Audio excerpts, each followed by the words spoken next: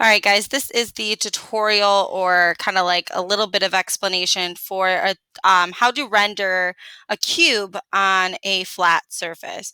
So in the video before this, he went over the fact that you need to have the three forms of light, right? You need to have the light, you need to have the dark, and then you need to have that midtone, right? It's so important to have those three shades or those three tones within your on your object to make it look three-dimensional. It works in photography and it also works in drawing too as well. So for example, if you're interested in architecture or you're interested in photography, please sign up for media design next year.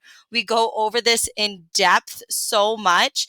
However, for foundational, we just need to I just want to review those basics. So when you go into your coloring for this week's assignment, it's not, it doesn't look too flat.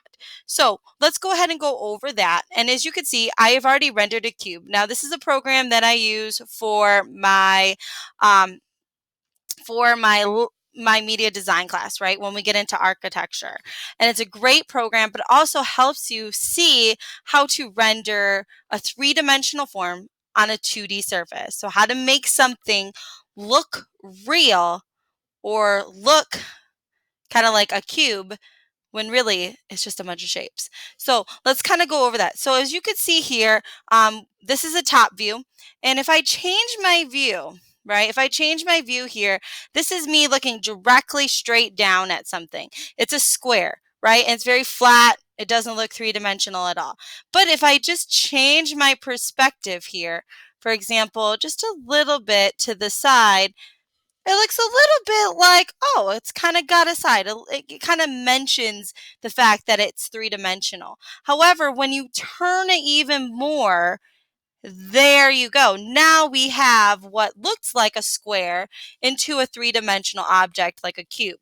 Now, these are the big things that I want to point out to you is the fact that we have here, if you look at my hand on your screen, we have a white, we have a gray, and then we kind of have like a little bit darker tone. It's not too much of a dark tone, but just a little bit of a shift there for us. So again, we have this white, this gray, and then we have this a little bit of a darker tone, but not too much. And that's exactly what we're aiming for, right? We're aiming for a light, a mid, and then a dark. Now that dark can also be called your shadow. If you remember from first semester, remember we need to have that shadow in our stages of light. Again, if you're interested in photography, please sign up for media design. We go in depth even more in the shadings and lightings because it's very important in photography. But again, this is a huge thing that I want to show you. So again, we have this really crazy light, we have this mid, we have this gray, and it works for any perspective that you want to do. So this is from that little bit of a side. I'm actually going to kind of switch gears and I'm going to go, ooh, even from this perspective here. Now we definitely see it a little bit more here where we have the white, the gray, and this dark tone. So when you're shading on your assignment, please remember you need a light, a mid, and a dark. Okay.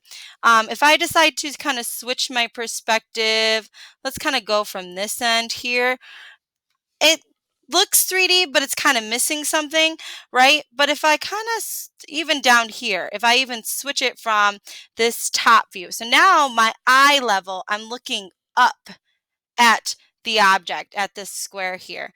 And you can kind of see we still have those three tones, right? We have this white, we have this dark, and then we have this kind of like a grayish tone. So again, we're still seeing all shadings of light. We see the light, we see, again, we see the light, we see the dark, and then we see that mid-tone in between. So make sure when you're shading to always include a light, a dark, and then of course that mid-tone. All right, so this is just a quick one. It works for all shapes. Again, if I keep playing with this, same thing here.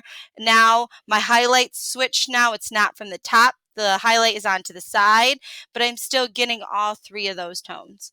Okay. All right. Again, if you guys need anything, please feel free to email me.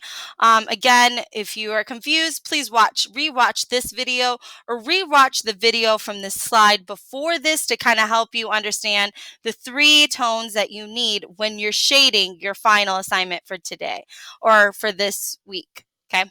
All right. Thanks, guys. See ya.